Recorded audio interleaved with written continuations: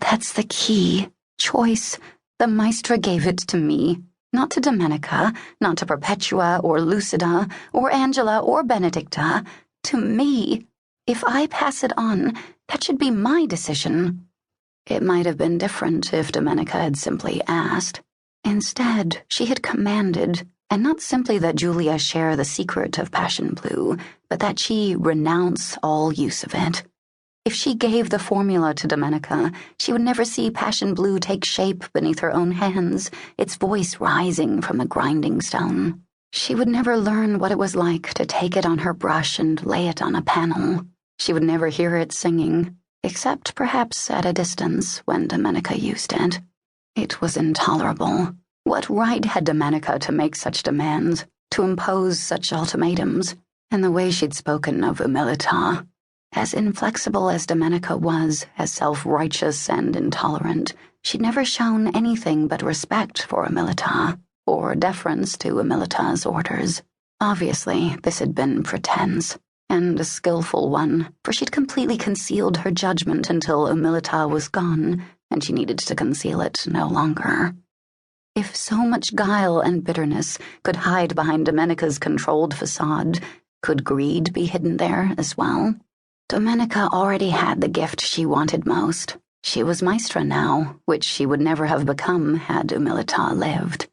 But perhaps that was not enough for her. She'd claimed she wanted passion blue for the sake of the workshop, but she would not be the first artist to covet the radiant color for herself, or to act on that desire.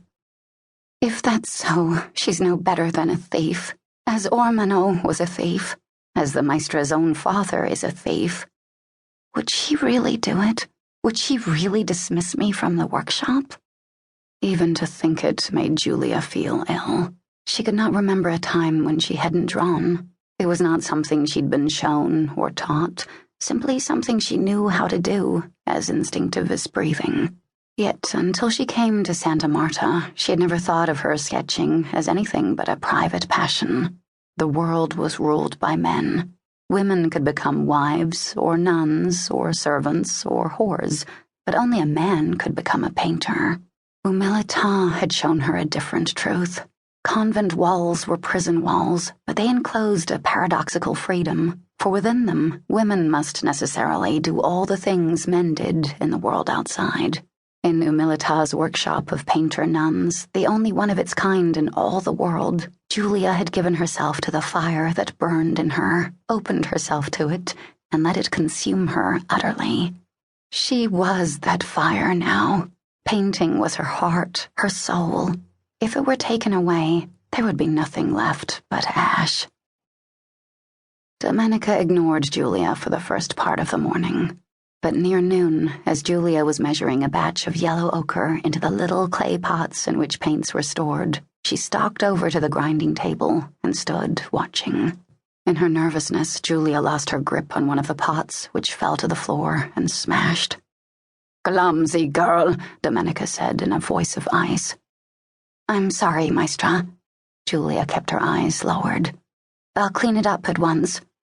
"I can see from what's on the slab that you've not ground the mixture nearly fine enough. Discard what you've prepared and begin again." Discard it? To Giulia's spirit-altered senses, the rasping song of the ochre sounded just as it should, with not the slightest off-note of impurity. All of it? "I despair of your future, Giulia, if you cannot comprehend simple verbal instructions. Let me know when you are finished." Domenica turned away. The other painters who had been watching quickly went back to work. Giulia began to clean the grinding slab, anger burning dully behind her breastbone. "I'm sorry," she told the ochre silently, as she scraped it out of its pots and dumped it in the discard bucket, where the muddle of paint already there swallowed up its gentle voice. "I'm sorry."